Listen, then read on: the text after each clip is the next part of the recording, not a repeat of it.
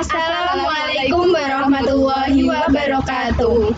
Kami dari kelompok 5 akan mempresentasikan tentang hipotesis dan variabel penelitian yang disusun oleh Anofisia Eka Putri NIM akhir 409, Rizky Ailulia NIM akhir 422, Aulia Nufaizah NIM akhir 439.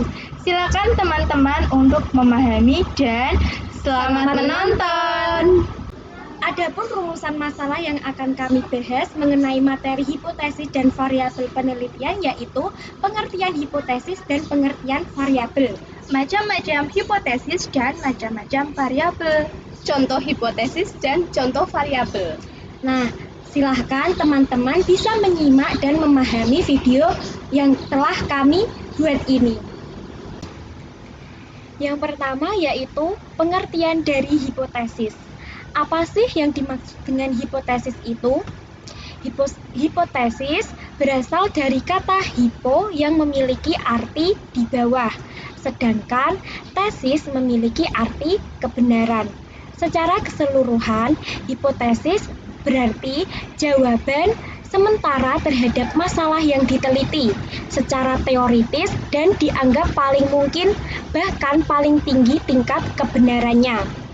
Selanjutnya, pengertian dari variabel.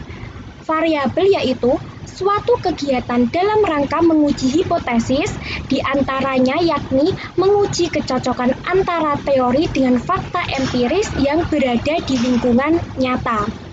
Nah, secara teoritis, variabel dapat dikatakan sebagai atribut. Atribut itu dari seseorang atau objek yang memiliki variasi antara satu hal dengan hal lain. Sedangkan menurut Carl Linger, pengertian variabel yaitu suatu sifat yang akan dipelajari, yaitu contohnya seperti tingkat aspirasi, penghasilan, pendidikan, status sosial, jenis kelamin, produktivitas kerja, dan lain sebagainya. Untuk materi selanjutnya yaitu macam-macam hipotesis penelitian. Nah teman-teman, untuk hipotesis penelitian ini ada dua macam. Yang pertama yaitu hipotesis nol dan yang kedua adalah hipotesis alternatif.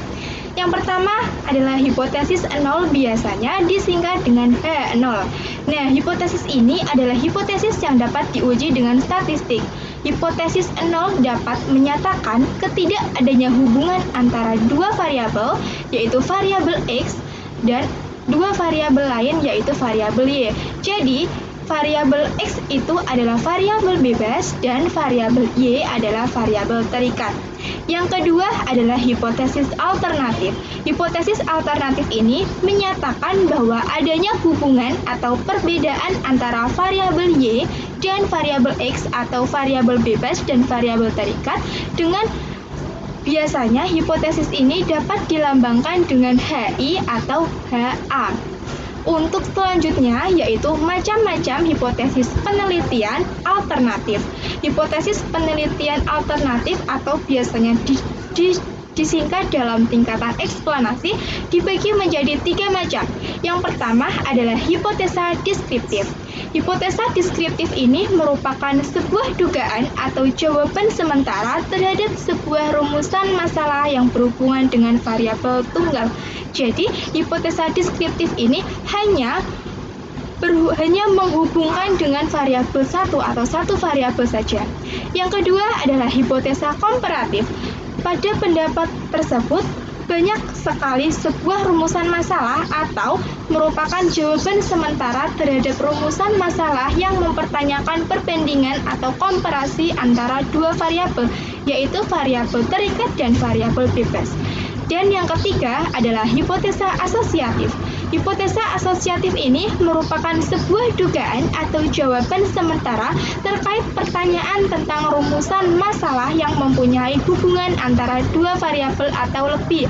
Nah, teman-teman, untuk hipotesa asosiatif ini biasanya peneliti itu menghubungkan antara dua variabel atau lebih, atau biasanya ketiga variabel, 4 variabel, dan seterusnya. Akan tetapi kalau hipotesa komparatif hanya fokus dengan dua variabel.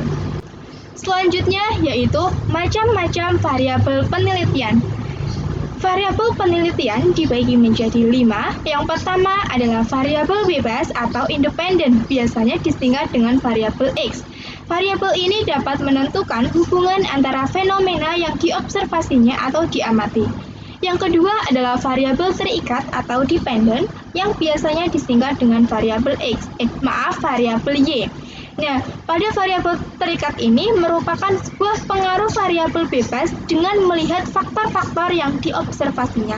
Jadi kalau variabel bebas kita bisa menghubungkan antara fenomena, akan tetapi kalau variabel terikat melihat dengan faktor-faktor yang telah diobservasi. Yang ketiga adalah variabel moderator, yaitu variabel yang dapat mempengaruhi bahkan memperkuat atau memperlemah suatu hubungan antara variabel X dan variabel Y atau variabel bebas dan terikat. Selanjutnya yaitu variabel kontrol, yaitu variabel yang dibuat secara konstan sehingga dapat menghubungkan antara variabel X terhadap variabel Y yang tidak dipengaruhi oleh faktor luar yang dapat diteliti.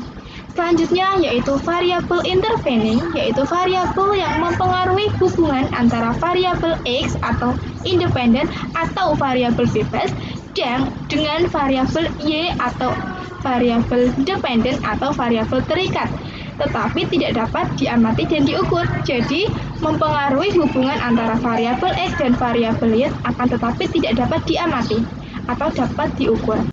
Contoh pertama hipotesis penelitian. Di sini ada 2 kelas, yaitu kelas kontrol dan kelas eksperimen. Di sini kedua kelas mengadakan sebuah pretest untuk menghasilkan perbedaan yang signifikan dari kedua kelas tersebut. Lalu dari kelas kontrol menggunakan pembelajaran metode kontekstual. Sedangkan kelas eksperimen menggunakan pembelajaran media puzzle. Setelah itu, kedua kelas mengadakan pretest kembali untuk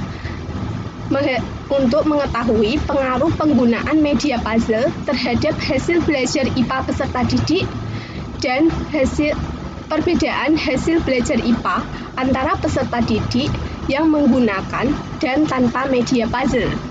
Contoh variabel bebas atau independen, penelitian eksperimen ataupun penelitian tindakan berupa treatment yang bisa dikenakan pada subjek penelitian. Yang kedua, variabel terikat atau dependent.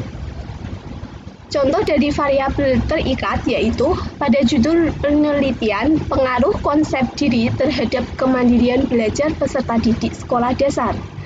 Variabel bebasnya adalah konsep diri, serta variabel terikat yang berupa kemandirian belajar. Variabel kontrol. Contoh dari variabel kontrol ini yaitu seorang peneliti ingin menguji efektivitas dari metode pembelajaran A tentang keberhasilan belajar peserta didik. Variabel antara. Contoh dari variabel antara ini adalah pada penelitian yang dilakukan untuk mengkaji hubungan di antara keadaan status sosial ekonomi serta kebiasaan belajar dengan prestasi belajar peserta didik. Variabel moderator, penelitian terhadap pengaruh umpan balik pada latihan tentang tingkat kecemasan peserta didik dalam menghadapi ujian.